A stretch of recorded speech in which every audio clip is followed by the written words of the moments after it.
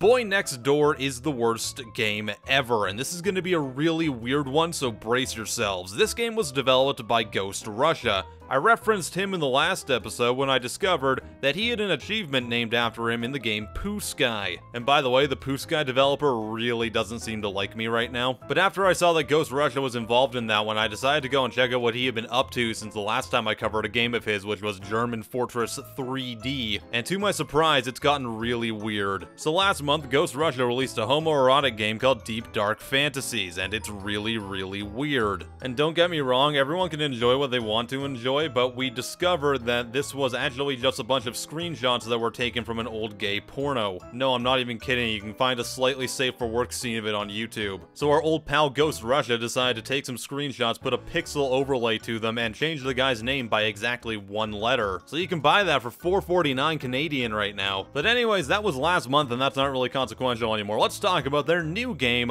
Boy Next Door, which released a couple days ago. A Saturday morning was going as usual. Van goes to a gay club to have a good time, but unexpectedly a crowd of bodybuilders gay boys jumps out of nowhere and bottles are scattered everywhere.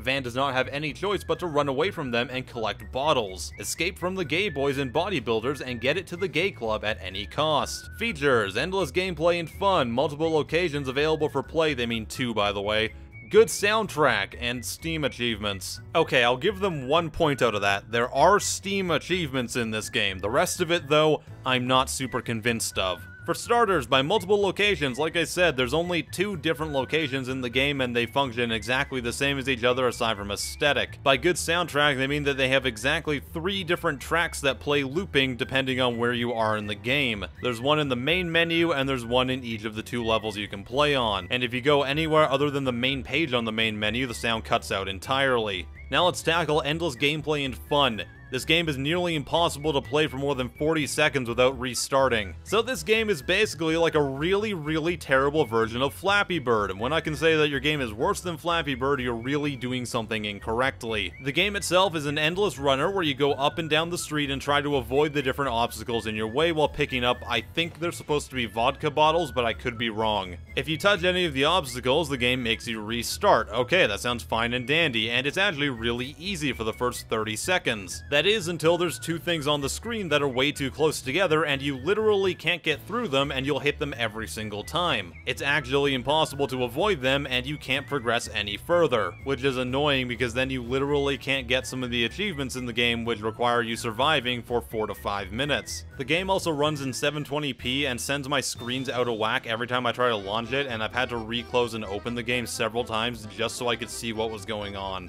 Alright everyone, now do you have your bag of peanuts? Because you're gonna need it to feed the elephant in the room, which is the really tasteless theme of this game. Now, I'm not going to assume anything, because I know that in Russia particularly, homosexuality is a very touchy subject and stuff, and there is a language and a cultural barrier between me and the developer of this game, who seems to be from Russia, but I will say that the overall impression that I got from this game was incredibly distasteful, and I feel like there are many people who would be insulted that this is on Steam. And maybe the developer was trying to get a specific joke across or something, but they definitely haven't done that because the whole thing is confusing. If you're gonna tackle a subject matter like this, you need to make sure you're being very clear and concise with what you're portraying, otherwise very bad things can come out of it. And it's quite obvious the developer hasn't done that, and it's very confusing as to where they stand on it, to be entirely honest, because even in the description of the game, you're running away from gay people, but at the same time you're going to a gay club, so I don't really get it. And the game doesn't seem to be aimed at any particular audience, so I'm not really sure what to say about it. I mean, I'll say it's stupid. It's really stupid. And as a final note, it's entirely possible that this game and most of the games by Ghost Russia have fake positive reviews. And my evidence of that is I found Underranger, who's the co-developer of one of their other games, upvoting and reviewing positively every game that they have on their account. That's definitely against the Steam terms of service. So in short, don't go anywhere near Boy Next Door. This is a stupid game, it's probably very homophobic, and the developer is doing some shady stuff and is acting very weird indeed. Oh yeah, and also a reminder, all of this developer's games, including some that are currently released on Steam, were marked as incompatible for Steam Greenlight back when that was a thing. Thanks, Steam Direct, you're the best!